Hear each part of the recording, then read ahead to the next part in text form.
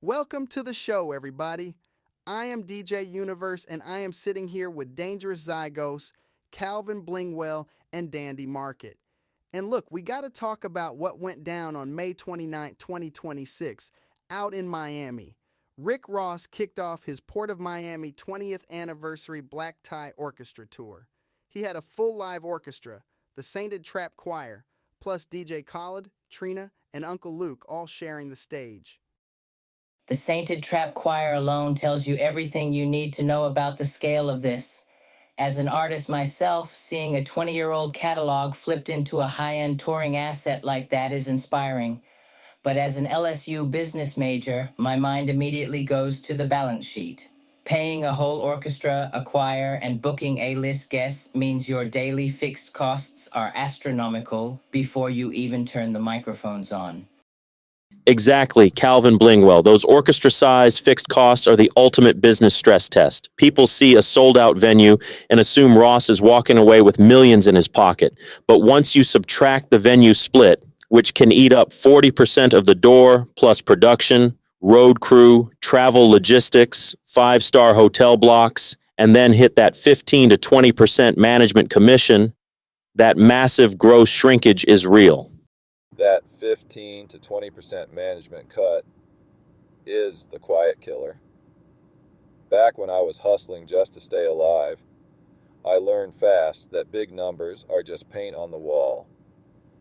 If you pull in 50 grand but spent 49 grand to set up the play, you only made $1,000. A lot of artists are out here touring like kings, but taking home the wage of a regional manager. That regional manager reality is a trap I see young artists fall into constantly as a manager. I remember the first time I managed a tour that did $80,000 in a weekend. I thought we were rich. Then the production invoice hit. The state tax withholding cleared. The van rental company charged us for extra mileage, and suddenly we barely had enough left to cover a flight back to Ohio. It was a brutal wake up call that big money and kept money are two completely different sports. That $80,000 wake up call is a rite of passage. If you do not learn the difference between gross revenue and net profit early, the industry will teach it to you with a whip. You can look rich on stage in front of thousands of screaming fans while your personal bank account is actively redlining because you did not calculate the true cost of the show. And that brings us to the core issue of how artists actually fund these operations. There are four primary money streams in this game: label advances, streaming royalties, performance fees, and merchandise. But they do not arrive at the same time, and they certainly do not carry the same terms. Let us break down that first one because label advances are the ultimate illusion.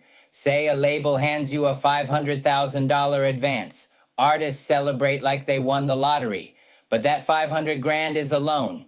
Every single dollar has to be recouped from your music sales before you see another dime, and it gets worse if your contract has cross collateralization. Cross collateralization is a financial handcuffs agreement. If your first album loses $200,000 and your second album actually makes money, the label takes the profits from the second album to pay off the debt from the first one. You are basically running on a treadmill where the incline keeps going up and you never actually get to own your speed. And you cannot rely on streaming to bail you out of that debt either. The math on streaming is incredibly hostile. We are talking about roughly 0.003 to $0.005 per stream.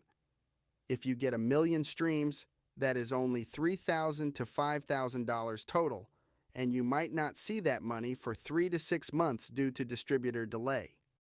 That 3 to 6 month distributor delay creates a massive cash flow crunch. You could have a viral hit racking up millions of plays in June, but your bank account remains totally dry until September or October.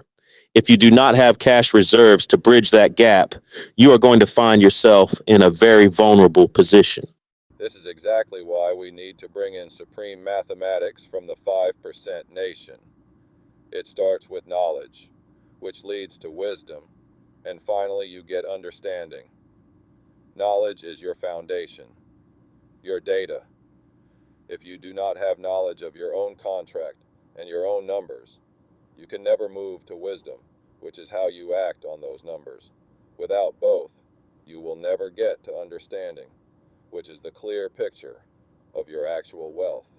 That progression from knowledge to understanding is exactly how I survived moving my operation to Calabasas. I realized I could not just look at my bank balance to see if I was winning. I had to build a unified financial dashboard that tracks recoupment status, streaming trends, upcoming performance payouts, and merch inventory in real time.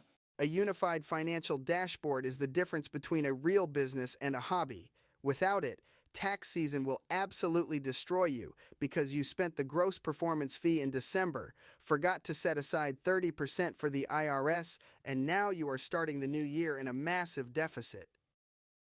Which leaves us with a critical question for any creative entrepreneur. When you look at your business, are you building a foundation based on the actual knowledge of your cash flow? Or are you just staging an expensive performance of wealth that you cannot actually afford to keep? Think on that. We will see you next time.